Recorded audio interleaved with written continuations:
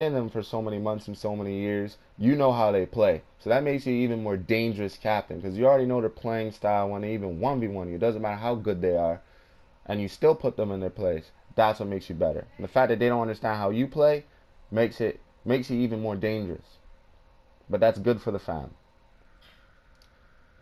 So now let's talk about captains by itself. Listen, being captain isn't all about, oh, you're a leader, you're coming up with ideas to make the fam stronger. You're coming up with, I don't know, like different training methods, and you're good at playing with the team. It's more than that. You're like the father of MVP. You're like the mother of MVP. You are a leader. When you go from lieutenant, you transition from lieutenant to captain. You are a captain. You are a leader. You are not a co-leader. You're not waiting for someone to tell you to get online and to play or to join my party. You are making the parties. You are inviting people. You are the captain. You cannot be shy to play with them.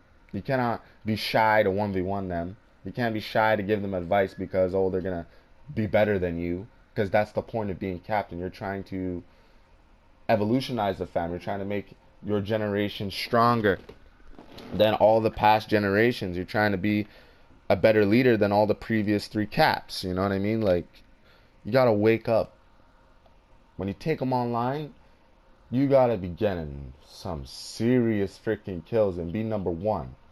You can't be captain and then you're top three in the match, but you're second and you're third.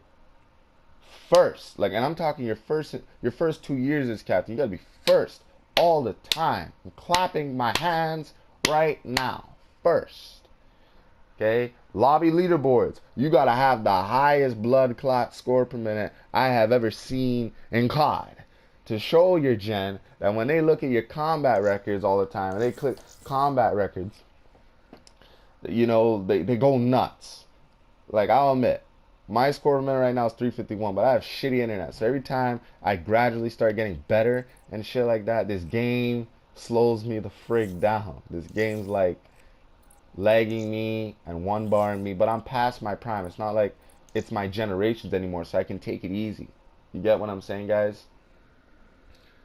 I've been captain 5 years. Next year, I'm getting promoted to general, MVP general. But it isn't about me right now. It's about you guys. So like I was saying, you got to aim to be the best at all times. But not in a cocky way. In a way to not only motivate your members and lieutenants to play at the same capacity that you play, but in a way to ensure that your successor is even as great as you. And that benefits MVP. Because that way you can work with this person and really become the shit and carry this fam on your shoulders.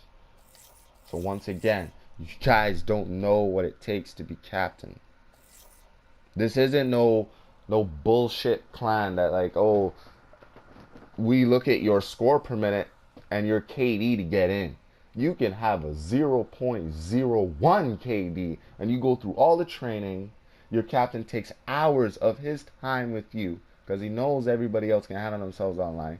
Takes hours, months of his time with you to ensure that you can play from an average COD player to a great COD player. Because I will tell you, you're going to get to the point when you're a captain and you're going to feel like you're making a lot of mistakes, or you feel like you're getting a little sloppy. You're going to feel like you hit this glass ceiling and you don't know how to go beyond that. You got to keep motivating yourself to be the best. And I think once your first year ends, you're going to feel a little sloppy. Always train yourself. Develop a new training for yourself that makes you play at a capacity that's never been seen in MVP. That's how I've survived so long as captain and not got all depressed and then the fam fell apart because I didn't know what to do anymore and stuff like that. I knew what to do. Being the successor of the first was not easy because the first cap, he introduced me to COD. He taught me how to play COD. And then when we became evenly matched, we started challenging each other and training each other and 1v1ing each other for 2 years straight every day to push ourselves. And then we said, you know what? Let's make a tournament in our whole neighborhood and see who will win tomorrow for two. And we beat everyone, house to house. And they had Xbox 360. We brought our own Xbox to their house and we beat them anyways. Then MVP got started. And then I'm getting to the point when I'm a member and people are telling me, oh, I don't even want to talk about, I'll save that for another video when I talk about like how I went through my captain career. But let me explain something. You guys think you know what it means to be a captain and MVP, but you don't get it. Number one, you got to be here all the time. Number two, you got to take hours of your time in a day. Even if it takes a whole day to train one person, you train that one person. You can play online any motherfucking time. But you need successors, you need co-leaders, you need lieutenants. You got to train them properly so that they can play at the same ability as you. Okay? Number three. That was number two. Number three. You can't be egotistical and then, you're saying all the time, I'm the best player, I'm captain, I'm better than all of you. You can't be that asshole, because if you are, that will causes a strike and you will get demoted slowly back to lieutenant by either me or the first cap, because we're both getting promoted to general next year. You gotta be a leader and understand your team. If you guys lose, it was your fault. It wasn't their fault. It was your fault. Because you couldn't lead them properly. Maybe you couldn't drop double your streaks. Maybe you couldn't drop triple of your streaks. Don't ever see it as it's your team's fault. It is your fault. Because you couldn't lead them properly. Or you're not training them good enough. Or you're not taking the time to give them advice. You can't be negative with them. Number four. Number three was pretty long. Number four.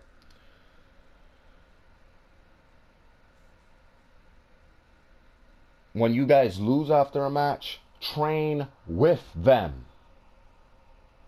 Because at the end of the day, you guys are a team no matter what. No matter if the sun go down, no matter if the moon blow up, you guys are still a freaking team. Remember that. Number five, as captain, you have to be motivated to play at an ability beyond the previous 3, 4, 5, or whatever captain you are right now. You got to play beyond them. You got to train your gens greater than any of the caps or any of your predecessors. Number 7 or 6, I don't know what. Number 7, when you're training your successor, you have to see everybody in your generation as a successor.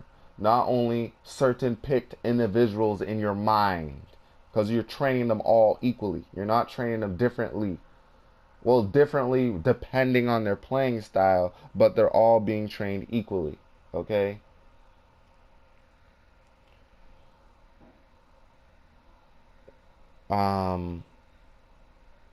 Just learn to really love this fam. When you're captain, everyone's looking at you, and you got to be aware of what you got to get done.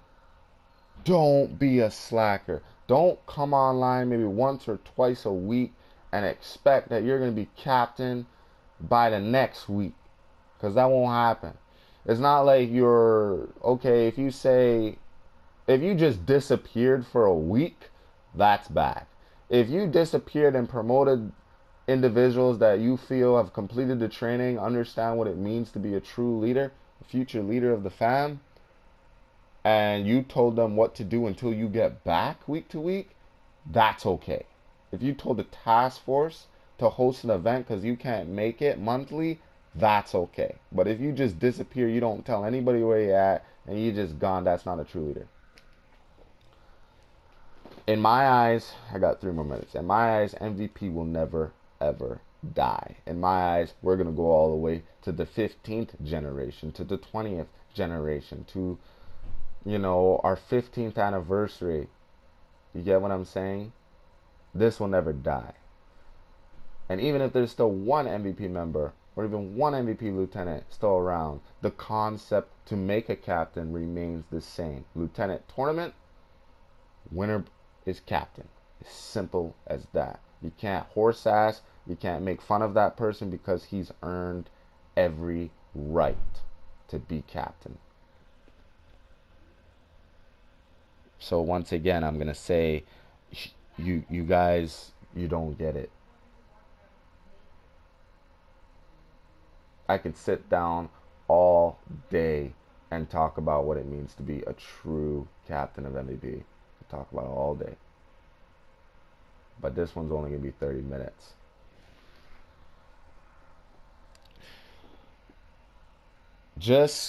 I think I got down everything that it means to be captain, but it is different from member and it is different from lieutenant. The cool thing about being captain is you understand the members and the lieutenants because you used to be those ranks. So don't get all egotistical and you're the best. Everyone knows you're the best. That's why you're captain. You don't gotta gloat about it all the goddamn time. But all the previous captain's spirit, MVP spirit, is now in you. All their power is in you. Because this took years for us to get to a fourth. Because every 2 years there's a captain tournament. 2 years, not one. You got 2 generations, which makes it a 100% possibility that you will have a successor. Because I wanted a concept like 55, 54, 53. Okay, I wanted a concept like a student takes over as cap. That's why your whole generation is your students, not just one person. And as captain, the more time you spend with your gens individually all together, it makes them stronger. So that when the gen versus gen comes around and your gens got to fight all the other gens of the past, they'll be ready. They'll be at 100% and there will be no weakness. Because only the best players, whether lieutenants or members, get put on your generation's team to defend your gen to try to see which generation is the strongest in MVP history.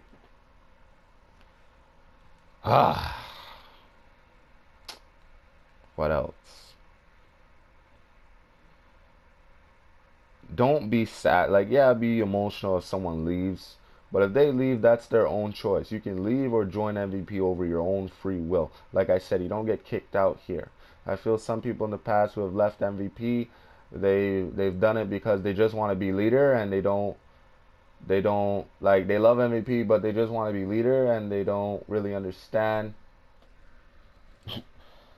They don't really want to go through a tournament to become leader. And they don't want to go in a tournament if they don't know how everybody else plays, but that's the point. Every lieutenant has his own ambition and goals. That's why we get the tournament. So you can't bitch about losing. You can't say, he was using this gun. You can use any gun in the game. The only thing you can't do in that lieutenant tournament is kill yourself. If you kill yourself, I will end the fucking match. Or any previous cap that's gonna have a new cap that day is gonna end the match and you got disqualified. As simple as that. You can't kill yourself. I don't even care if it's change your fucking gun.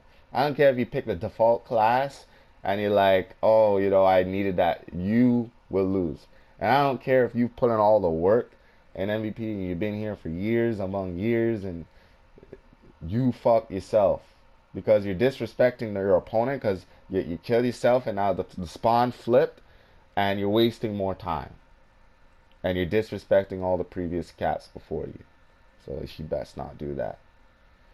The whole point of this clip is to make sure you guys under 57, 56, 55.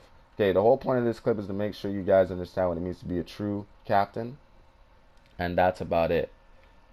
Cheesemo out and have a good day. Love you all. Peace.